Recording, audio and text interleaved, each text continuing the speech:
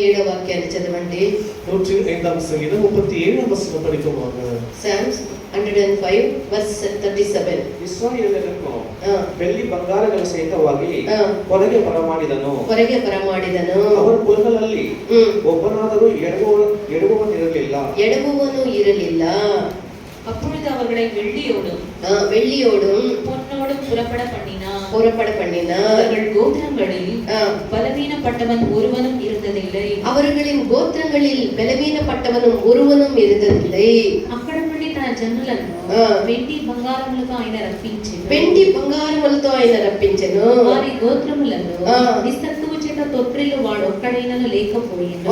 ఇశ్రాయేలీయుల గురించి దేవుడు ఇశ్రాయేలీయులు చేసినటువంటి కార్యముల గురించి ఇక్కడ మనం చూస్తూ ఉన్నాము. இஸ்ரவேலர்கள் தங்களுக்கு தேவன் செய்த காரியங்களை இங்க பார்க்கிறோம். వాళ్ళు వెండి బంగారములతో వాడిని రప్పించి వాళ్ళ బలహీనపడినటువంటి వాళ్ళు సత్తువ లేనటువంటి వాళ్ళు ఒక్కరు కూడా లేరని ఇక్కడ మనం వాక్యంలో చదివి ఉన్నాము. இஸ்ரவேல் ஜனங்களை அவர்களை புறப்பட பண்ணும்போது அவர்களை பொன்னினாலும் வெள்ளியினாலும் அவர்களை புறப்பட பண்ணியிருக்கிறார். அவர்களை கோத்திரங்களில் ஒருவன் கூட பலவீனப்பட்டவன் இருந்ததில்லை என்று சொல்லுகிறார். ఇప్పుడు ఇక ఇశ్రాయేలీయుల గురించి మనం చూచినప్పుడు இந்த இஸ்ரவேல் குறித்து நாம் பார்க்கும்போது ఇశ్రాయేలీయులు వాగ్దాన దేశం యొక్క ధరికి వచ్చి ఇప్పుడు ఆ యొక్క వాగ్దాన దేశముకి సమీపంలో వాళ్ళు నిలబడుకొని ఉన్నారు. அந்த வாగ్దాన தேசத்தின் அந்த సమీపத்துக்கு நேராக வந்து நின்று கொண்டிருக்கிறார்கள். మనం విన్న వాక్యం చొప్పున వాళ్ళు యొక్క ప్రయాణం ఏ విధంగా వాళ్ళు ప్రారంభించిరి. நாம் சொன்னப்பட்ட விதமாகவே அவர்கள் பிரயாணத்தை எப்படி தொடங்கினார்கள்? చాలా ఉత్సాహముతోను చాలా సంతోషముతోను చాలా బలముతోను వాళ్ళ యొక్క ప్రయాణాన్ని వాళ్ళు ప్రారంభించిరి. మిగుந்த బలతోను తమ ప్రయాణத்தை தொடங்கினார்கள். వాళ్ళు ఒక్కరైనను నిరుత్సాహముతోను బలహీనపడిన వాళ్ళు ఒక్కరు కూడా లేదని, ఒక్కరు కూడా దుర్బలులుగా బలము లేని వాళ్ళగా లేదని మనం అక్కడ చూస్తూ ఉన్నాము. அங்கே பார்க்கும்போது அவர்களிலே ஒருவர் கூட உற்சாகம் இல்லாமல், ஒருவர் கூட அவிதமாக பலனில்லாமல் காணப்படுகிற எல்லாரும் பலத்தோடு தான் காணப்படுகிறார்கள். బయలుదేరినప్పుడు వాళ్ళు అవిధమైనటువంటి స్థితిలో ఉండేది. అయితే ఇప్పుడు వాళ్ళని చూడగా அவர்கள் புறப்படும்போது அப்படிப்பட்ட நிலைமையில் இருந்தார்கள். இப்பொழுது அவர்களை பார்க்கும்போது ఇప్పుడు ఆ యొక్క ఉత్సాహము తగ్గిపోయిన వాళ్ళగాను அவர்களுக்குள்ள அந்த உற்சாகம் குறைந்த సంతోషము ఆ బలము లేని స్థితిలో వాళ్ళు కనబడుతూ ఉన్నారు. அந்த சந்தோஷம் பலன் இல்லாதவர்களாக காணப்படுகிறார்கள். ఎవరైనాను వాళ్ళని ఉత్సాహపరిచి ప్రోత్సాహపరిచి వాళ్ళకి బలమునిచ్చినటువంటి వాళ్ళు కావాలి అలాంటి ఒక స్థితిలో వాళ్ళు కనబడుతూ ఉన్నారు. இப்பொழுது யாரெல்லாம் அவர்களுக்கு உற்சாகப்படுத்தி அவர்களுக்கு பலன் கொடுக்கிறவர்கள் வேண்டும் அப்படிப்பட்ட நிலைமைகள். మోషే ఆ ప్రజల్ని నడిపించినటువంటి మోషే ఆ ఇశ్రాయేలీయులను చూసి ఏమంటూ ఉన్నారు? இந்த జనங்களை நடத்துகிற మోషే அவர்களை பார்த்து என்ன మీరు బలముగా ఉండుడి, మీరు ఉత్సాహముగా ఉండుడి అని మోషే చెప్పే. நீங்கள் உற்சாகமாக இருங்கள், பலமாக இருங்கள் என்று சொல்லுகிறார். యోషువ కూడా ప్రజల్ని చూసి ఏమంటూ ఉన్నాడు? యోషువ కూడా என்ன சொல்லுகிறார்? మీరు బలముగా ధైర్యముగా నిబ్బరముగా ఉండమని చెప్పే. நீங்கள் பலம் கொண்டு தைரியமாக இருங்கள் என்று சொல்லுகிறார். దేవుడు తానే యెహోషువతో మాట్లాడి దేవుడు తానే యోషువతో பேசி మీరు భయపడవద్దు, బలముగా ఉండుడి అంటే భయపడవద్దని అర్థం. భయపడకుండా బలముగా ఉండుడని చెప్పే.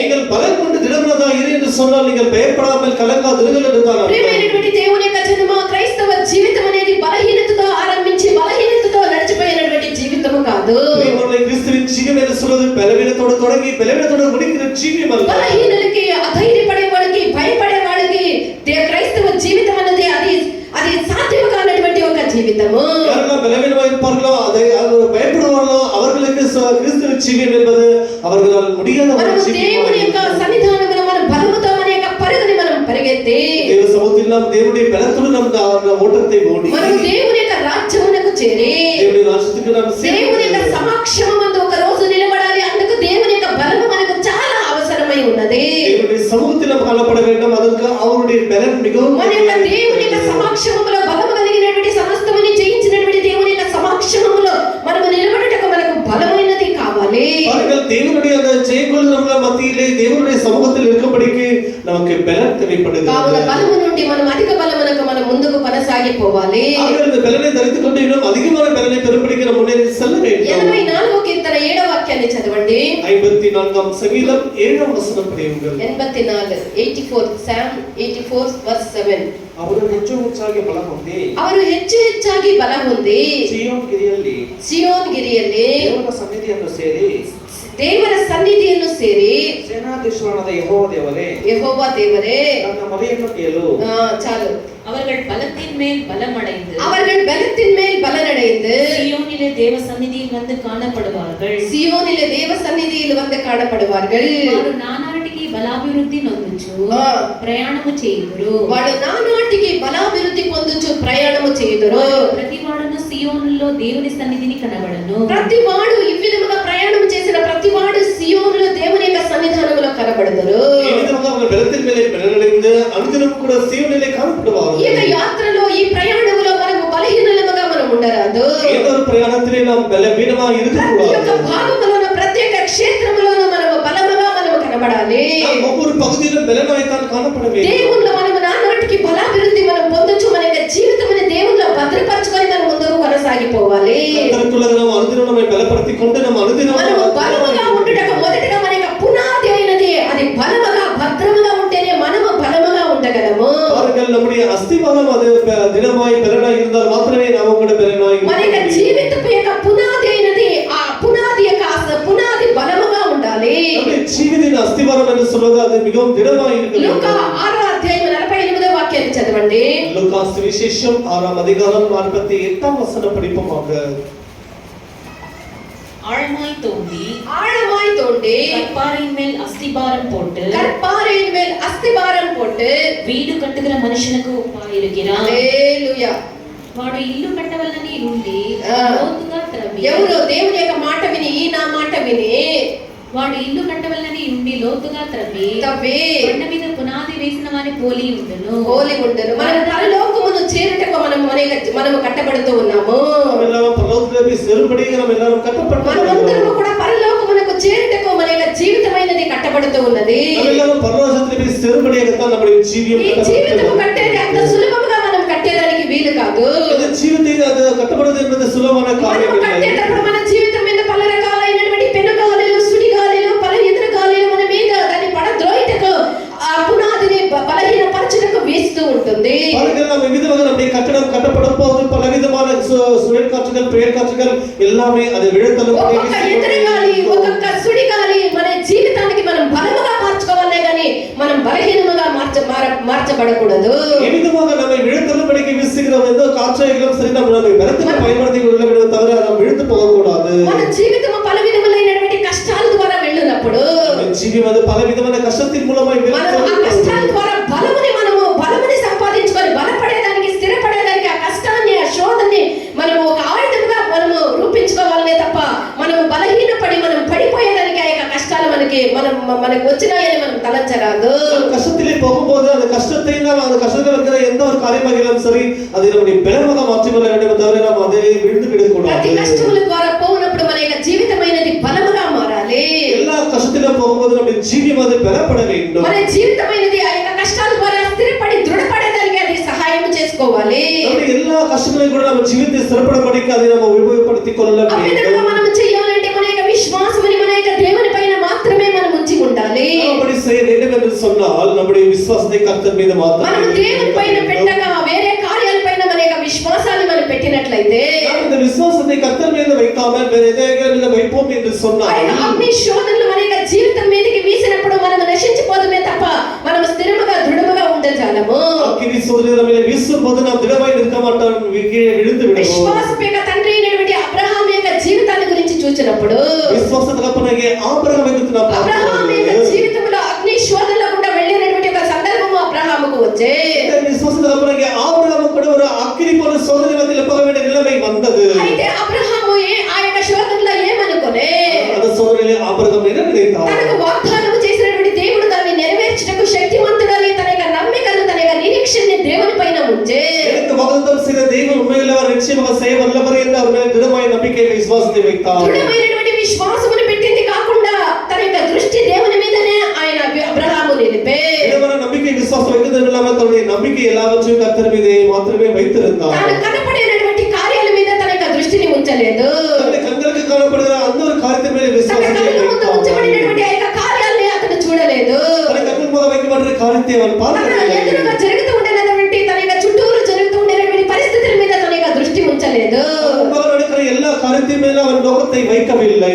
అతడు అన్ని విపరీతములుగా అన్ని అతనికి విరోధముగా వచ్చినను అయితే తన యొక్క నిరీక్షణ నమ్మిక కాండ్రన్నటువంటి దేవుని మీద పెట్టి తన యొక్క దృష్టి దేవుని మీద నిలిపే எல்லாமே விரோதமாய் எல்லாமே அவனுக்கு எதிராக வரும்பொழுது தன்னுடைய நம்பிக்கை விசுவாசத்தை கர்த்தர் மீது மாத்திரமே కావున வைத்திருந்தார். విశ్వాసమంతో అతడు బలపడే ஆகியால் தான் விசுவாசத்திலே బలపడ్డారు. చదవండి రోమా 4:19-20 వాక్యాలు చదవండి. ரோமர் 4ஆம் அதிகாரம் 19-20 வசனங்களை படிப்போமாக.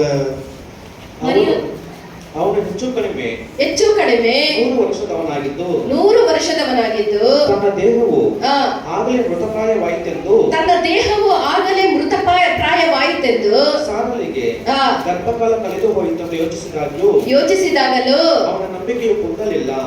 ಅವನ ನಂಬಿಕೆಯು ಕುಗ್ಗಲಿಲ್ಲ. అబ్రహామున ನಂಬಿಕೆ కుగ్గిత శారా గర్భము ఒడిగిపోయి ఉన్నది. అతనికి రమారమి 99 సంవత్సరాలు అయి ఉన్నది.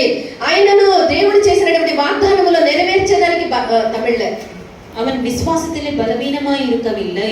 அபிரகாம் விசுவாசத்திலே பலவீனமாய் இருக்கவில்லை. அவன் ஏறக்குறைய 100 வயதுள்ளவனாய் இருக்கும்போது தன் சரீரம் செத்து போனதையும் சாராளுடைய கர்ப்பம் செத்து போனதையும் எண்ணாதிருந்தான். சாராளுடைய கர்ப்பமானது செத்து போனது எண்ணாமல் இருந்தான். தேவனுடைய வாக்குத்தத்தை குறித்து அவன் அவிசுவாசமாய் சந்தேகப்படாமல் தேவனுடைய வாக்குத்தத்தை குறித்து அவிசுவாசமாய் சந்தேகப்படாமல் தேவன் வாக்குத்தத்தம் பண்ணினதை நிறைவேற்ற வல்லவராய் இருக்கிறார் என்று முழு நிச்சயமாய் நம்பி தேவனை மகிமைப்படுத்தி விசுவாசத்தில் வல்லவனானான். விசுவாசத்துல எப்படியாக வல்லவனானான் இப்ப புரியுதா? తనకు ఏర్కురియ 100 ఆండుగలు ఆయిట్రు. 100 రమారమి 100 వంద సంవత్సరాలు అనగా ఇక గర్భము ధరించి పిల్లలు కనటకు శక్తి లేకుండా ఆ యొక్క చనిపోయినటువంటి ఒక స్థితి. శారా కూడా తన యొక్క గర్భము చనిపోయినటువంటి ఒక స్థితి. ఆయనను వాగ్దానం చేసినటువంటి దేవుడు, ఆయన నమ్మదగిన దేవుడు. ఆ చచ్చిపోయిన దాన్ని ఒడిగిపోయిన దాన్ని బలపరచుటకు ఆయనకి శక్తి ఉన్నది. ఆయన వాగ్దానం చేసిన దేవుని మీద నమ్మిక ఉంచలే గాని తన యొక్క కనపడినటువంటి కార్యాల మీద అతడు నమ్మిక ఉంచలేదు. ఈ విధముగా అతడు విశ్వాసమందు బలము పొందిన వాడుగా మారే. பாருங்கள், ஏறக்குறைய ஆபிரகாமுக்கு 100 வயது இருந்த போதிலும் கூட இந்த சாராளுடைய கர்ப்பம் அது மூடப்பட்டிருந்த போதிலும் கூட அவர் தன்னுடைய விசுவாசத்தை விட்டு விடவில்லை. கர்த்தர் அவர் சொன்னவர் செய்ய வல்லவர், அவர் ஏற்றவர் வல்லவர் என்று அவர் திடமாய் கர்த்தர் மேல் நம்பிக்கை விசுவாசத்தை வைத்தார். దేవుని యొక్క బిడ్డ నీ విశ్వాసం ఏ విధముగా ఉన్నది? ఓ ప్రియమైన దేవుని పిల్ల, ఉన్నుடைய విశ్వాసం எப்படி இருக்கிறது? ఒక బలహీనత వచ్చిన వెంటనే నువ్వు ఎంత అదిరిపడి పదిరిపోతూ ఉన్నావు. சிறிய சோதனை வந்தாலே போதும் நம்முடைய விசுவாசத்தை எவ்வளவாய் கலங்குகளை வைக்கிறாய். మన జీవితమైనది దేవుని యొక్క చిత్తము లేకుండా ఏది జరగదు. நம்முடைய జీవితంలో కర్తరుடைய చిత్తం ఇల్లాமல் ఎదుమే ఏదైనా జరుగుతుంది అంటే అది దేవుని యొక్క చిత్తానుసారముగానే జరుగుతుంది. మనము అధైర్యపడి కలవరపడకూడదు. ఏదైనా நடக்கும் என்று சொன்னால் அது கர்த்தருடைய சித்தத்தின்படி நடக்குமே தவிர நாம் எதற்கும் கலங்கக்கூடாது. ఏ విధముగా జరిగినను మనము దేవుని మీద మన యొక్క విశ్వాసము నిరీక్షణ మనం ఉంచి దేవుని దృష్టించి మనం దేవుని మీద ఆదుకొని దేవుని గట్టిగా మనం పట్టుకొని జీవించాలి. நமக்கு எதிரானாலும் கூட கர்த்தர் மேல் மாதிரியான நோக்கத்தை வைத்து விசுவாசத்தை வைத்து அவரை பார்த்து நோக்கி நாம் நடக்க வேண்டும். ఆయనే మనం గట్టిగా అంటి పెట్టుకోవాలి. அவரை நாம் அண்டிக் கொண்டிருக்க అన్ని வேண்டும். పరిస్థితుల్లోనూ మన దేవుని మీదనే మనం ఆదుకోవాలి. எல்லா சூழ்நிலையிலும் கர்த்தர் மீது மாத்திரமே நாம் நம்பிக்கை ఈ வைத்திருக்க యొక్క வேண்டும். కార్యాన్ని కోతి దగ్గర మనం నేర్చుకోవచ్చు. இந்த ஒரு காரியத்தை இந்த குரங்கிடத்தில் நாம் கற்றுக்கொள்ளலாம். కోతి బిడ్డ కోతిని ఏ విధముగా పుట్టిన వెంటనే అందరూ పుట్టిన బిడ్డల్ని అందరూ మోసుకుంటాము. అయితే కోతి అట్లా కాదు. తల్లి కోతిని పిల్ల కోతి గట్టిగా పట్టుకుంటుంది. ఎక్కడ ఎగిరినా ఎక్కడ దుమికినా అది ఎక్కడికి పోయినా దాన్ని గట్టిగా పట్టుకునేది ఎవరు? పిల్ల కోతి ఏ కోతిని పట్టుకుంటుంది? తల్లి కోతిని పిల్ల కోతి పట్టుకుంటుంది. అమ్మాయి తన తల్లిని అది పట్టుకున్నప్పుడు ఎక్కడ జంప్ చేసినా ఎక్కడ ఎక్కినా ఎక్కడ దిగినా నాకేమీ అపాయం కాదు, నా తల్లి నన్ను కాపాడుతుందని గట్టిగా ఆ పిల్ల కోతి పట్టుకొని విశ్వాసము తన యొక్క తల్లి మీద పెట్టి అది బలహీనమైనటువంటి ఒక పసి బిడ్డగా ఉన్నను అది బలమైనటువంటి తన యొక్క తల్లిని అది గట్టిగా పట్టుకొని అది తన యొక్క బ్రతకని కొనసాగించినటువంటిది. இந்த குரங்கு குட்டி அது தன்னுடைய தாய் குரங்காகிய அது மேலே தன்னுடைய விசுவாசத்தை பலத்தை வைத்து அதனை கெட்டியாக பிடித்துக்கொண்டு அதை எங்கே போனாலும் தாவினாலும் குதித்தாலும் அதன் மேலே அதை கெட்டியாக பிடித்துக்கொண்டு போகிறது அல்லவா? அப்படி நாம் கூட நம்முடைய கர்த்தரை அண்டிக் கொண்டு இருக்க வேண்டும். బలహీనమైనటువంటి ప్రాణి మీద అంత నమ్మిక ఆ పిల్ల కోతుకుంటే ఎంతో బలమైనటువంటి సర్వశక్తి కలిగినటువంటి దేవుని మీద మన యొక్క నమ్మిక మన యొక్క విశ్వాసము మన యొక్క ఏ విధముగా ఉన్నది ఒకసారి మనము మన జీవితాన్ని చూస్తాము కాక. ஒரு பலவீனமான அந்த மிருகமே தன்னுடைய தாயிடத்தில் அவ்வளவு விசுவாசத்தை வைத்திருக்கும் போது அவ்வளவு பலம் வாய்ந்த நம்முடைய தேவனில் அதிகமாக விசுவாசத்தை வைக்க வேண்டும். దేవునికి తెలియకుండా ఏది జరగదు. நம்முடைய கர்த்தருக்கு தெரியாமல் எதுவுமே நடக்காது. దేవుని పిల్లలకు ఒకటి జరుగుతుందంటే అది దేవుని యొక్క చిత్తమైతే అది జరగాలి, అది జరుగుతుంది, దానికి మనం అప్పగించుకోవాలి. ஆனால் தேவனுடைய பிள்ளைகளானால் நமக்கு அவர் சித்தப்படி நடக்கும் என்று சொன்னால் அவருக்கு ஒப்பு கொடுக்க வேண்டும். అంతవరకు ఆ దినము వరకు మన దేవుని మీద మనం విశ్వాసం ఉంచి మన దేవుణ్ణి మనం అన్ని సందర్భాల్లో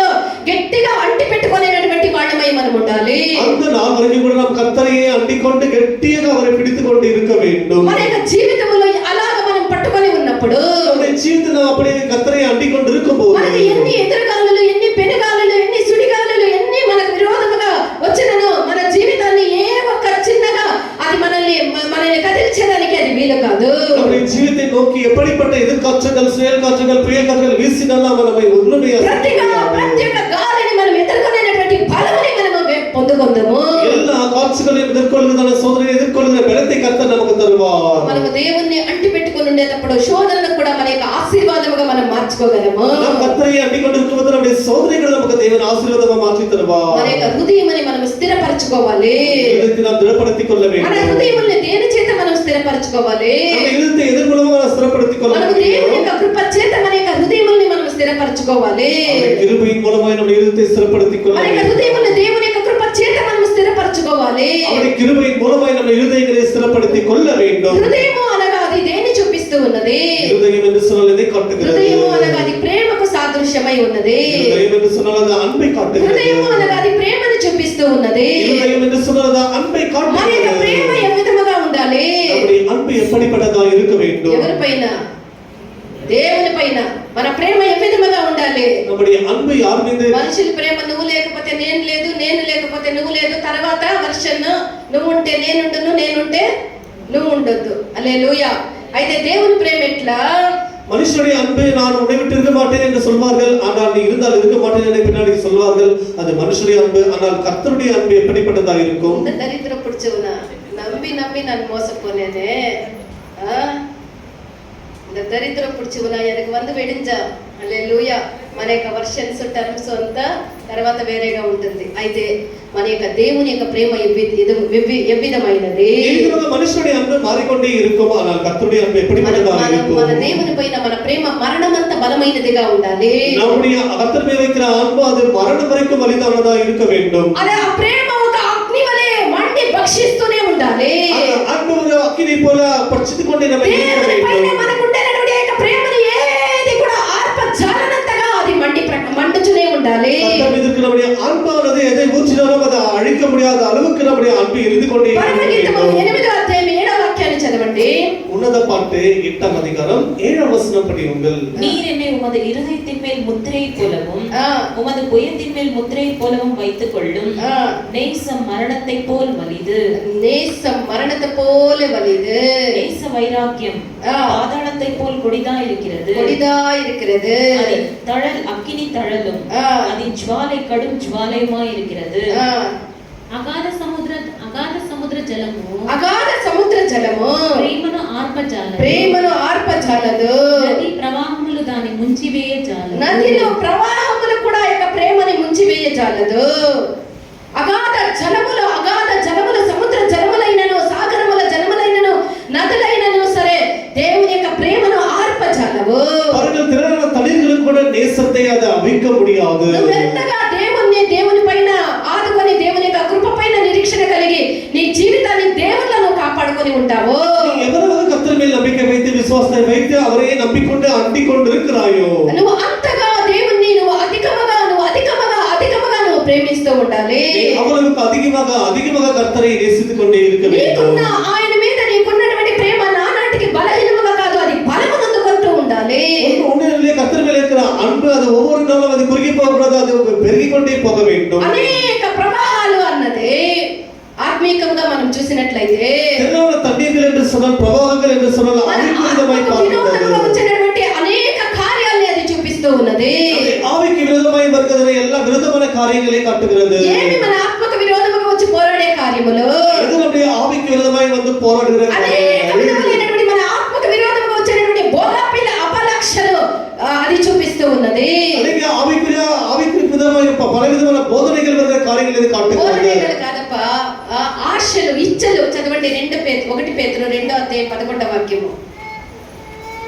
ప్రియులారా, మీరు పరదేశంలో యాత్రికులై ఉన్నారు గనుక ఆత్మకు విరోధంగా పోరాడు శరీరాలను విసర్జించి శరీర ఇచ్చలను విసర్జించి అన్ని జనులు మిమ్మల్ని ఏ విషయంలో దుర్మార్గులని దూషింతురో ఆ విషయంలో వారు మీ సత్క్రియలను చూసి వారిని బట్టి దర్శన దినమున దేవుని మహిమ పరచునట్లు వారి మధ్యను మంచి ప్రవర్తన గలవారై ఉండవలెనని మంచి ప్రవర్తన గలవారమై అన్యుల మధ్య కూడా మనం మంచి ప్రవర్తన గలవారమై ఉండవలేనని మిమ్మల్ని బతిమాలుకొనుచున్నాను. హల్లెలూయా.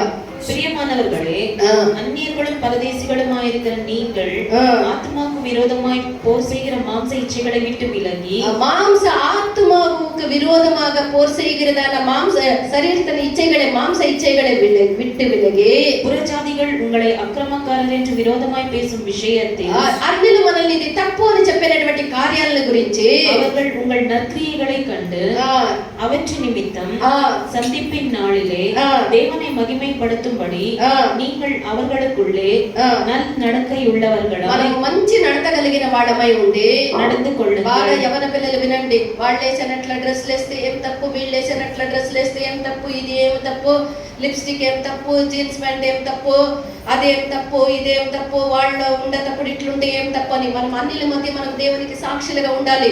అగాధ చలముల ప్రవాహము ఆ ప్రేమను ఆర్పజాలవా నీ ఆత్మకు విరోధముగా వచ్చినటువంటి శరీర ఇచ్చలు నేను చూపిస్తూ ఉన్నది. శరీర ఇచ్చల్ని మనం అణిచేవాళ్ళగా ఆర్పేవాళ్ళముగా మనం ఉండాలి.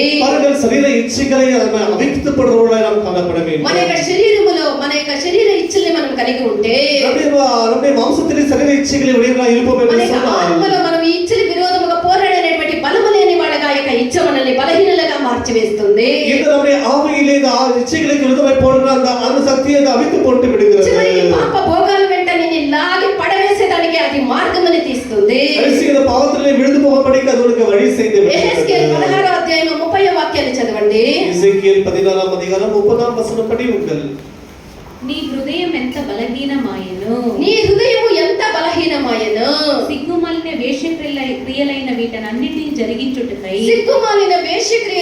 నువ్వు జరిగించుటకై నీవు ప్రతి అడ్డదోవను ముళ్ళను ప్రతి రాజవీధిని యొక్క బలిపీఠమును కట్టుచు వేష చేయనట్లు చేయక జీతము పుచ్చుకొన నల్లగా ఉంటివి. చాలమ్మా. வெட்கக்கெட்ட வேசியின் கிரியைகளாகிய இவைகளையெல்லாம் நீ செய்து வெட்கக்கெட்ட இந்த கிரியைகளையெல்லாம் நீ செய்து சகல வழிமுகனையிலும் உன் மண்டபங்களை கட்டி సకల వీధిகளிலும் మేడகளை ఉండాకినబడియాల్ ఈ పాప భోగ ఇచ్చల్ని మనం మన యొక్క హృదయము బలహీనముగా ఉంటే మన ఆత్మకు విరోధముగా లేసినటువంటి యొక్క శరీర ఇచ్చల్లో మనం బలహీనముగా ఉంటే మనల్ని ఈ విధముగా ఒక సిగ్గుమాలినటువంటి పనికి మాలినటువంటి లజ్జకు కారణమైనటువంటి కార్యాలకి మనల్ని లాగి వేస్తుంది. நம்முடைய மாம்சத்திலே ஆவியிலே நாம் அவிதமாக இந்த இச்சைகளுக்கு இடம் கொடுப்போம் என்று சொன்னால் హృదయమైనది బలముగా ఉన్నట్లయితే హృదయమైనది బలమై హృదయమైనది దేవుని యొక్క ప్రేమతో నిండి ఉంటే హృదయమైనది కర్తృడి అన్బిలో నింపబడి இருந்தால் ఈ పాప ఇచ్చలు ఈ సిగ్గుమాలినటువంటి ఇచ్చలు మనల్ని పట్టుకొనలేవు. ఈ పాపమైన இந்த ఇచ్చைகள் நம்மை பிடித்துக் கொள்ள முடியாது. మనల్ని ప్రతిగా మనం ఏమని చెప్పవచ్చు? என்ன சொல்ல முடியும்? క్రీస్తు ప్రేమలో నుండి నేను ఎడబాపవాడెవడు? క్రీస్తువిన అన్బై విட்டு ఇచ్చైనా సరే పాపపు యొక్క ఇచ్చైనా సరే లోక కార్యాలైనా సరే ఏదైనా సరే దేవుని యొక్క ప్రేమ నుండి నన్ను ఎడబాపగలదా అని దేవుని యొక్క ప్రేమని హృదయంలో నిండి ఉంటే ఆ విధంగా నువ్వు బిగ్గరగా నువ్వు కేక వేసి నీ యొక్క దేవుని ప్రేమను నువ్వు అంటి పెట్టుకొని ఉందువు. దేవుని అన్నుడే நிரப்பப்பட்டிருந்த நீ சொல்றாய் என்று சொன்னால் உனக்குள்ள எப்படிப்பட்ட இச்சைகளும் சரி உலகத்தின் அன்பாகிலும் சரி எதுவுமே உன்னை தடுக்க முடியாது. పాప ఇచ్చలకు నీవు చోటిచ్చినట్లయితే పాపத்தின் ఇచ్చைகள் మీద అన్నిటికీ నువ్వు మోసపోయి లజ్జకరమైనటువంటి ఒక జీవితానికి నీ యొక్క జీవితం మారిపోతుంది. எல்லாத்துக்கும் இடம் கொடுத்து ஒரு வெட்கக்கட்டமான காரியத்துக்கு நீ ஒரு ஜீவித்தை இடம் கொடுத்து விடுவாய். ప్రేమతో మనము నింపబడదుము గాక. அதற்கு மாறாக தேவனுடைய அன்பினால் நிரப்பப்படுவோமாக. కీర్తన 39వ వాక్యాన్ని చదవండి. సంగీతం 18వ అధ్యాయం 39వ వచనం పడి ఉండాలి. ನೀನು ನನಗೆ ಯುದ್ಧಕ್ಕಾಗಿ ಶೌರ್ಯವನ್ನು ನಡುಕಟ್ಟನ್ನು ಬಿಗಿದಿದ್ದಿ, ಎದುರಾಳಿಗಳನ್ನು ಕುಗ್ಗಿಸಿ ನನಗೆ ಅಧೀನ ಮಾಡಿದ್ದಿ. யுத்தத்திற்கு நீர் என்னை பலத்தால் இடை கட்டி அறை கட்டி என் மேல் எழுப்பினவர்களை என் கீழ் மடங்க பண்ணினி యుద్ధమునకు నీవు నన్ను బలము ధరింపజేసితివి. యుద్ధమునకు నువ్వు నన్ను బలము దావీదు కీర్తనకర్త రాజు అయినటువంటి దావీదు ఈ విధముగా చెప్తున్నాడు. యుద్ధమునకు నీవు నన్ను బలము ధరింపజేసితివి. లేచిన వారిని నా క్రింద అణిచివేసి నా మీదకి లేచిన వారిని నా క్రింద అణిచివేసితివి. నాహూము 2:1 వాక్యం చదవండి. நாகும் 2 அதிகாரம் 1 வசனம் படியுங்கள். ನಿನವೆಯೇ ಚದರಿಸುವವನು ನಿನಗೆ ಮುಖಾಮುಖಿಯಾಗಿ ಬಂದಿದ್ದಾನೆ. ಕೌಡಿ ಗೋಡೆಯನ್ನು ಕಾಯಿ, ದಾರಿಯ ಮೇಲೆ ಕಣ್ಣಿಡು. ನಿನ್ನ ಸೊಂಟವನ್ನು ಬಲಪಡಿಸಿಕೋ, ನಿನ್ನ ಶಕ್ತಿಯನ್ನು ಚೆನ್ನಾಗಿ ದೃಢ ಮಾಡಿಕೋ. ಮೊಬೈಲ್ಗೆ ನಿನ್ನ ಶಕ್ತಿಯನ್ನು ಬಲಿ ಕೊಡಬೇಡ. ಶರೀರ ಇಚ್ಛೆಗಳಿಗೆ ನಿನ್ನ ಶಕ್ತಿಯನ್ನು ಬಲಿ ಕೊಡಬೇಡ. ನಿನ್ನನ್ನು ಬಲಹೀನನನ್ನಾಗಿ ಏನು ಇಲ್ಲದವನನ್ನಾಗಿ, ನಿನ್ನ ನ್ಯಾಚಿಕೆ ಕೆಟ್ಟ ಜೀವನಕ್ಕೆ, ನಿನ್ನನ್ನು ಏನು ಇಲ್ಲದಂತ ಒಂದು ಸ್ಥಾನಕ್ಕೆ ನಿನ್ನನ್ನು ಕರೆದುಕೊಂಡು ಹೋಗುತ್ತದೆ. లయకర్త బయలుదేరి ఉన్నాడు. ఏం ఎత్తుకొని బయలుదేరినాడు? ఒక్కొక్కరు చేతుల్లో ఒక్కొక్క మొబైల్ ఇచ్చి లయకర్త ఇప్పుడు ఈ దినాల్లో బయలుదేరి ఉన్నాడు. హల్లెలూయా. మనం మన యొక్క మన సొంటాలకి ఏం కట్టుకోవాలి? తెలుగులో చదవండి. లయకర్త నీ మీదికి వచ్చుచున్నాడు. నీ దుర్గమునకు కావలి కాయి. నీ దుర్గము, నీ శరీరం అనే దుర్గమునకు నువ్వు కావలి కాయి. నీ ఆత్మ అనే దుర్గమునకు నువ్వు కావలి కాయి. మార్గములో కావలి ఉండు. నీ మార్గములో, నీ జీవితంలో నువ్వు కావలిగా ఉండు. నడుము బిగించుకొని బహుబలముగా ఎదిరించు. వాని బహుబలముగా మనం ఎదిరించకపోతే அவனை அதிகமாய் அவனை எதிர்க்காமல் போவான். మనం దేవుడిచ్చినటువంటి మన జీవితాన్ని లయము చేసి వేయును. దేవుడు கொடுத்த జీవితాన్ని அவன் கெடுத்து போட்டு விடுவான். బాగా పోరాడినటువంటి వాళ్ళగా ఉండాలి. ఆయన మంత్రగా పోరాడేలా మనము బాగా సైతాన్తో పోరాడేదానికి దేవుడు అనుగ్రహించినటువంటి ఆ యొక్క సర్వాయుధాన్ని మనం ధరించుకోవాలి. సాతానుడు పోరాడడానికి కర్తర్ கொடுத்த సర్వాయుధ వర్గத்தை நாம் ధరించుకోవాలి. బాగా బిగించి పరిగెత్తే మన యొక్క బెల్ట్ కూడా బాగుంటేనే ఆ ప్యాంట్కి కానీ ఆ నడుమునికి బాగా బిగిస్తేనే పరిగెత్తేది. ఒక చేతుల్లో లాక్కొని పరిగెత్తేది, ఇంకొక చేతుల్లో లాక్కొని పరిగెత్తితే నువ్వు గురిని చేరేకైతుందా? ఎక్కడో ఒకసారి నువ్వు తొట్టిల్లితో తట్టుకొని నువ్వు పడి మూతి పండ్లు ఉదిరించుకొని రక్తాలు కార్చుకొని బహుమానం కాదు అవమానమే మనకు మిగులుతుంది. అదే విధముగా సైతాన్తో మనం పోరాడేటప్పుడు మన యొక్క నడుమునకు బాగా బిగించుకొని ఉండాలి. ఓడుదలు ఎప్పుడైతే అరై ఎవ్వరము గట్టిగా కట్టికొండు ఓడోలో అదే విధముగా మనం సాతానుడు పోరాడబోదు. మనం అరై గట్టిగా కట్టికొండు ఇచ్చినటువంటి సర్వాయుధాన్ని ధరించుకొని మనము పరిగెత్తాలి.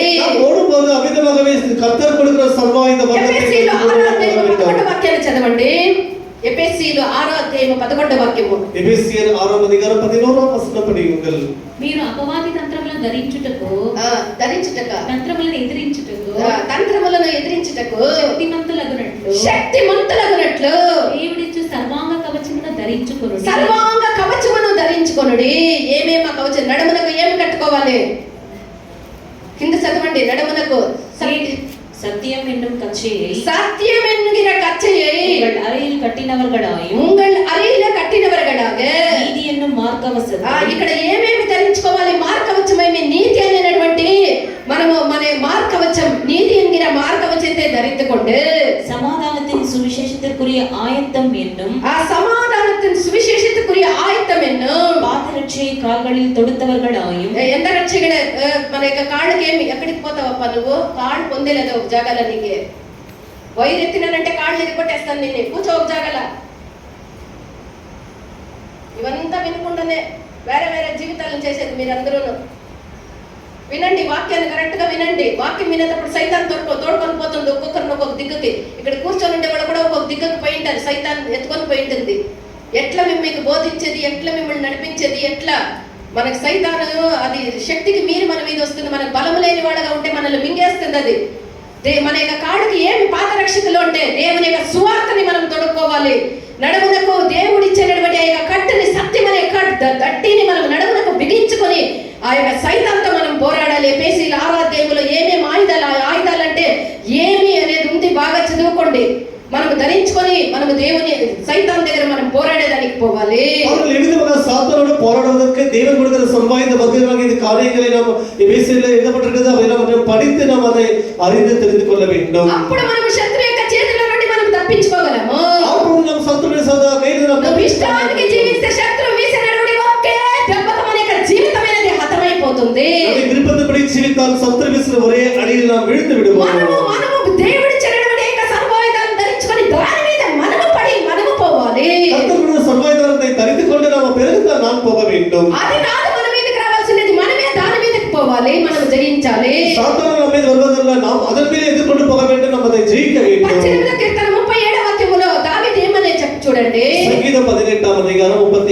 வசனத்திலே சங்கீதக்காரன் தாவீது என்ன சொல்லுகிறார்? ನನ್ನ ಶತ್ರುಗಳನ್ನು ಹಿಂದಟ್ಟಿ ನನ್ನ ಶತ್ರುಗಳನ್ನು ಹಿಂದಟ್ಟಿ ಹಿಡಿದುಕೊಳ್ಳುವೆನು. ನನ್ನ ಶತ್ರುಗಳನ್ನು ನನ್ನನ್ನು ಹಿಂದಟ್ಟಿ ಬಂದು ನನ್ನ ಶತ್ರು ಹಿಡಿದುಕೊಳ್ಳುವುದಲ್ಲ, ನನ್ನ ಶತ್ರುವನ್ನು ಹಿಂದಟ್ಟಿ ಹೋಗಿ ನಾನು ನನ್ನ ಶತ್ರುವನ್ನು ಹಿಡಿದುಕೊಳ್ಳುವೆನು. ಅವರನ್ನು ಇಲ್ಲದಂತೆ ಮಾಡುವವರೆಗೂ, ಅವರನ್ನು ಆ ಶತ್ರುಗಳನ್ನು ಇಲ್ಲದಂತೆ ಮಾಡುವವರೆಗೂ ಹಿಂದಿರುಗುವುದಿಲ್ಲ, ನಾನು ಹಿಂದಿರುಗುವುದಿಲ್ಲ. எவ்விதமாக அட்டு உன்னோட சுடடி தாவீது, என் சத்துருக்களை பின்தொடர்ந்து என் சத்துருக்களை பின்தொடர்ந்து அவர்களை பிடிப்பேன், அவர்களை பிடிப்பேன், அவர்களை நிர்மூலமாக்கும் வரைக்கும், அவர்களை நிர்மூலமாக்கும்படிக்கு இருப்பேன், నిర్మూలమాక్కర వరకు இருப்பேன். నా శత్రువులను తరిమి పట్టుకొందును, నా శత్రువులను తరిమి నేను పట్టుకొందును. వారిని నశింపజేయ వరకు నేను తిరుగును, వారిని నశింప నాశనం చేసేంత వరకు నేను తిరగను.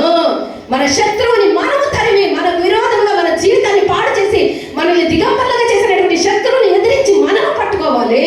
நம்மை பின்தொடர்ந்து நம்ம நிர்மூலமாக செய்கிற சத்துருவை நாம் பின்தொடர்ந்து ஒன்றுமில்லாமல் செய்து விட வேண்டும். ఈ దినాల్లో కాదు, అన్ని కాలాల్లో అన్ని దినాల్లో సైతాను యొక్క దృష్టి యవన పిల్లల మీదనే. இன்னைக்கு மாத்திரமல்ல, எப்பொழுதுமே சரி, சாத்தானுடைய நோக்கம் எல்லாம் இந்த வாலிப பிள்ளைகள் மீது. శత్రు యొక్క దృష్టి అంతా కూడా యవనుల మీద, యవనస్తుల్ని లాగి పడవేయటకు నానా రకాలైనటువంటి తంత్రములతో వాడు వస్తూ ఉన్నాడు. சத்துருவாகிய சாத்தான் எப்பொழுதுமே வாலிப பிள்ளைகளை வீழ்த்தள்ள வேண்டும் என்று பல விதமான தந்திரங்களோடே வருவார். వారిని వెంటాడుతూనే ఉన్నాడు. பின்தொடர்ந்து கொண்டே வருகிறார். వారి యొక్క ఇచ్చల్లో వాళ్ళు బలహీనలుగా చేయటకు అనేక సాధనాల్ని వాడు ఇస్తూ ఉన్నాడు. அந்த இச்சைகளை தங்களை பயன்படுத்திக் கொண்டு அவனை தன்னுடைய சாதனங்களாக உபயோகப்படுத்தும்படி அவன் விரும்புகிறான். అవును, అపోస్తలుడైనటువంటి యోహాను యొక్క కాలంలో ఉండేటువంటి యవనస్తుల వలె మనము కూడా, మన యవనస్తులు కూడా బలమును అందుకోవాలి. ஆகையால் அப்போஸ்தலர்கள் வாழ்ந்த நாட்களிலே யோவான் போன்றவர்கள் உள்ள அந்த வாலிப பிள்ளைகள் போல நாம் கூட இருக்க வேண்டும். అపోస్తలుడైనటువంటి యోహాను కాలంలో ఉన్నటువంటి యవనస్తుల వలె మన యవనస్తులు కూడా బలము ధరించుకోవాలి. அப்போஸ்தலர் யோவான் காலத்தில் இருந்த வாலிப பிள்ளைகளை போல நாம் கூட பலனை தரித்துக் கொள்ள வேண்டும். 1 యోహాను 2వ అధ్యాయం 13వ వాక్యాన్ని చదవండి. 1 யோவான் 2వ అధ్యాయం 12వ వచనం படியுங்கள். 13. యవనస్తులారా, యవనస్తులారా, మీరు దుష్టుని జయించి ఉన్నారు గనుక, మీరు దుష్టుని జయించి ఉన్నారు కనుక మీకు రాయిచున్నాను, మీకు దుష్టుని మీరు జయించి ఉన్నారు కనుక మీకు రాస్తూ ఉన్నానని. దుష్టుని మీరు ఓడిపోలేదు, దుష్టునికి మీరు లొంగిపోలేదు, దుష్టుని మీరు ఎదిరించి ఉన్నారు కనుక మీకు రాస్తూ ఉన్నాను. வாலிபரே, வாலிபரே, பொல்லாங்கனை நீங்கள் ஜெயித்ததினால், பொல்லாங்கனை நீங்க ஜெயித்ததினால் உங்களுக்கு எழுதுகிறேன், உங்களுக்கு எழுதுகிறேன். ಯೌವನಸ್ಥರೇ, ಯೌವನಸ್ಥರೇ, ನೀವು ಕೆಡುಕನನ್ನು ಜಯಿಸಿರುವುದರಿಂದ, ನೀವು ಕೆಡುಕನನ್ನು ಜಯಿಸಿರುವುದರಿಂದ ನಿಮಗೆ ಬರೆಯುತ್ತೇನೆ. ನೀವು ಕೆಡುಕನನ್ನು ಜಯಿಸಿರುವುದರಿಂದ ನಿಮಗೆ ಬರೆಯುತ್ತಿದ್ದೇನೆ. యవనస్తులు శత్రు వేసినటువంటి అతని తంత్రముల్ని ఎదిరించి జయించినటువంటి వాడుగా ఉండాలి. வாலிப பிள்ளைகள் சத்துரு வீசுகிற தந்திரங்கள் எல்லாவற்றிலும் ஜெயிக்கிறவர்களாய் இருக்க வேண்டும். పరిశుద్ధ వేదములో మనం చూసినట్లయితే అది మన చేతులను, మన మోకాళ్ళని కూడా అది బలపరుస్తుంది. அதனுடைய கரங்களை, அதனுடைய முழங்கால்களை பலப்படுத்துகிறது. ఎబ్రీయులు 12వ అధ్యాయం 12వ వాక్యం చదవండి. எபிரெயர் 12వ அதிகாரம் 12వ வசனம் படியுங்கள். ஆகையினால் நெகிழ்ந்த கைகளையும் தளர்ந்த முழங்கால்களையும் நீங்கள் திரும்ப நிமிர்த்தி முடமாயிருக்கிறது பிசகி போகாமல் சொஸ்தமாகும்படிக்கு உங்கள் பாதங்களுக்கு வழிகளை செவ்வைப்படுத்துங்கள். ஏசாயா 35:3 చదవండి. ஏசாயா 35వ அதிகாரம் 3వ వచనం படியுங்கள். సడలిన చేతులను బలపరచుడి, తొట్టిల్లు మోకాళ్ళను దృఢపరచుడి, తళర్త కైகளை திடப்படுத்தி తళ్ళాడుతున్న ముழங்கால்களை బలపడుతుంగల్. మనము కూడా చెప్పబడినటువంటి అవయవములతో బలముగా మనం ఉండాలి. అలాగే நமக்கு இருக்கிற எல்லா அவயவங்களிலும் பலமாக இருக்க வேண்டும். చేతులు అనగా అది మన కష్టార్జితాన్ని చూపిస్తూ ఉన్నది. கரங்கள் என்று சொன்னாலே அது நம்முடைய கஷ்டத்தின் அது பலனை காட்டுகிறது. మనకి చేతులేక చేతులు అనగా అది కష్టార్జితానికి సాదృశ్యమై ఉన్నది. நம்முடைய கரங்கள் என்று சொன்னால் நம்முடைய கஷ்டத்தின் அது பலனை காட்டுகிறது. మనం దేవుని యొక్క పనిని అత్యాసక్తితో మనం చేసే వాళ్ళమై ఉండాలి. கர்த்தருடைய வேலைகளை மிகுந்த உற்சாகத்தோடு செய்கிறவர்களாய் நாம் காணப்பட வேண்டும். నిన్న కూడా ఒకరు మేము ఆలయమును శుద్ధం చేయాలని ఎంత దూరం ఇంకా పడి లేసి వచ్చి ఇదంతా ఊడిసిరి. దేవుని యొక్క పనిని మనం చేసేదానికి ఒక చిన్న పను, పెద్ద పను, చిన్న పను, ఆలయములో మనం పనులు చేసేదానికి, ఆలయం యొక్క దేవుని కార్యాలని ఒట్టి ప్రసంగాలు చేసేది, ఒట్టి ట్రాన్స్లేషన్లు చేసేది, ఒట్టి ఆ కార్యాలు చేసేది, ఈ కార్యాలు చేసేది, భక్తిని పరామర్శించేది, ఇలాంటిది కాదు. దేవుని ఆలయంలో ఒక్కొక్క పని చేసేదానికి మనకు అత్యాసక్తి ఉండాలి. అదే మన చేతుల యొక్క కష్టార్జితాన్ని దేవుడు ఎదురు చూస్తూ ఉన్నాడు. பாருங்கள், நம் கர்த்தருடைய வேலையிலே ஒவ்வொரு வேலைகளும் சரி, பெருகுவதாகலும் சரி, சுத்தம் செய்வதாகலும் சரி, ஏதாகிலும் சரி வேலை நாம் செய்ய வேண்டும். அப்படிப்பட்டவர்களை கர்த்தர் பலப்படுத்துகிறார். దేవుని యొక్క పని అనగా మనం అత్యాసక్తితో మనం చేసే వాళ్ళమై ఉండాలి. கர்த்தருடைய வேலை என்று சொன்னால் மிகவும் உற்சாகத்தோடு நாம் செய்ய வேண்டும். 15వ అధ్యాయం 58వ వాక్యాన్ని చదవండి. 1 కొరింథీయులు 15వ అధ్యాయం 58వ వచనం పడి 1 Corinthians 15 chapter 58th verse. ಆದದರಿಂದ ನನ್ನ ಪ್ರಿಯ ಸಹೋದರರೇ ಸ್ಥಿರಚಿತ್ತರಾಗಿಯೂ ಎಚ್ಚರವಾಗಿಯೂ ಇರ್ರಿ. ನೀವು ಕರ್ತನ ಸೇವೆಯಲ್ಲಿ ಪಡುವ ಪ್ರಯಾಸವು ನಿಷ್ಫಲವಾಗುವುದಿಲ್ಲವೆಂದು ತಿಳಿದು ಕರ್ತನ ಕೆಲಸವನ್ನು ಯಾವಾಗಲೂ అత్యాసక్తిಯಿಂದ ಮಾಡುವವರಾಗಿದ್ರೆ, అది ఏదైనా సరే, అది పనైనా సరే, అది కార్యమైనా సరే, దేవునికి ఇచ్చుటైనను సరే, దేవుని సన్నిధానానికి చేర్చుటైనను సరే, మనమైనను సరే, మన కలిగినదైనను సరే, మన ప్రయాసాలైనను సరే, దేవునికని మనం చేసింది ఎప్పటికీ అది నిష్ఫలమో కానే కాదు. కావున మనం అత్యాసక్తితో ఆ పనులు చేయవారముగా ఉండాలని వాక్యం సెలవిస్తూ ఉన్నది. సహోదరి, నా కర్తృత్వ ప్రయాసమాగిலும் సరే, వేலையிலும் సరే, ஊழியமாகிலும் సరే, எதுவாகிலும் సరే, அது வீணாய் விருதாவாய் இருக்காது என்ற வசனம். పరిశుద్ధ వేదం అనేక పనుల్ని, మంచి పనులని అది చెప్తూ ఉన్నది. పరిశుద్ధ వేదం எல்லாமே நல்ல வேலையை தான் சொல்லுகிறது. అనేక పనుల్ని మంచి పనులని చెప్తూ ఉన్నది. అనేక எல்லா வேலைகளும் நல்ல வேலை என்று ఆ మంచి పనుల్ని మనం సదా చేయటకు బలము కలిగిన వాళ్ళమై ఉండి సదా సిద్ధులమై ఉండాలి. அந்த நற்கிரியைகளை செய்வதற்கு நாம் எப்பொழுதும் தயாராக இருக்க வேண்டும். తీతు 3వ అధ్యాయం 1వ వాక్యం చదవండి. తీతు 1వ అధ్యాయం 3వ వచనం పడి 3వ అధ్యాయం 1వ వచనం. ಅಧಿಪತಿಗಳಿಗೂ ಅಧಿಕಾರಿಗಳಿಗೂ ಅಧೀನರಾಗಿರ್ರಿ, ವಿಧೇಯರಾಗಿರಬೇಕೆಂತಲೂ ಸಕಲ ಸತ್ಕಾರ್ಯಗಳನ್ನು ಮಾಡುವುದಕ್ಕೆ ಸಿದ್ಧರಾಗಿರಬೇಕೆಂತಲೂ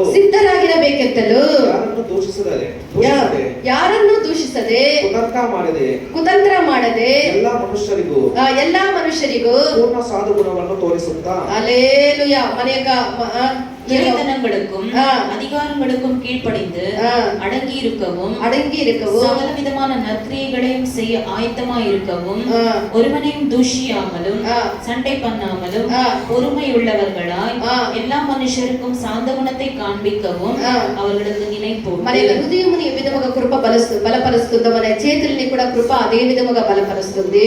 హృదయాన్ని ఎప్పుడు కృపై బలపడుతుందో అదే మన కరங்களையும் కృపై బలపడుతుంది. మనం ఎల్లప్పుడూ పౌలు వలె మనం చెప్పువారమై ఉండాలి. நாம் எப்பொழுதுமே பரிசுத்த பவுல் போல சொல்லுகிறவர்களாக இருக்க வேண்டும். ఆ మంచిది చేసింది నేను కాదు, அந்த நன்மை செய்தது நான் அல்ல, నేను కాదు நான் அல்ல అని ఒప్పుకోలు చేసేవాడమై ఉండాలి. நாம் அப்படி அறிக்கை பண்ணுவவர்களாக இருக்க வேண்டும். నేను కాదు అని పౌలు చెప్పే, இது நான் அல்ல என்று பரிசுத்த పౌల్ சொல்லுகிறார். మనం ఎక్కువగా ప్రయాసపడవచ్చు, ఇతరుల కంటే మనం ఎక్కువగా ప్రయాసపడవచ్చు, మనుషులే పరంగా అధికమైన ప్రయాసపడవచ్చు, ఎక్కువగా మనం మంచి కార్యాలు చేయొచ్చు, మనుషులే పరంగా అధికమైన నరకరిగా అధికముగా శ్రమ పడవచ్చు, మనుషులే పరంగా అధికమైన ప్రయాసపడலாம். అది నేను కాదు, మనకు కృపే ఆ కార్యాలు చేసేదానికి మనల్ని బలపరిచింది అని మనం చెప్పవారమై ఉండాలి. அதனால அந்த கிருபை தான் என்னை செய்யும்படிக்கு பலப்படுத்தினது என்று நாம் சொல்ல வேண்டும். చేతుల కష్టార్జితాన్ని చూపిస్తూ ఉన్నది, இந்த కరங்கள் நம்முடைய కష్టத்தின் பலனை காட்டுகிறது. మోకాళ్ళు దేన్ని చూపిస్తూ ఉందో వచ్చే వారంలో మనం చూస్తాము. முழங்கால்கள் எதை காட்டுகிறது என்பதை குறித்து வர வாரத்தில் பார்க்கலாம். అయితే మనం వచ్చే వారం యొక్క వాక్యాన్ని మరలా ధ్యానం చేస్తాం. தேவ சித்தமான வருகிற வாரத்தில் இந்த வசனத்தை மீண்டும் படிக்கலாம். మనం సమర్పించుదాము గాక. మనల్ని ఒప్పుకొనుము. బిడ్డల పేరు ప్రతిష్ఠించే వాళ్ళు బిడ్డలు తీసుకొని ముందుకు వచ్చి కూర్చోండి.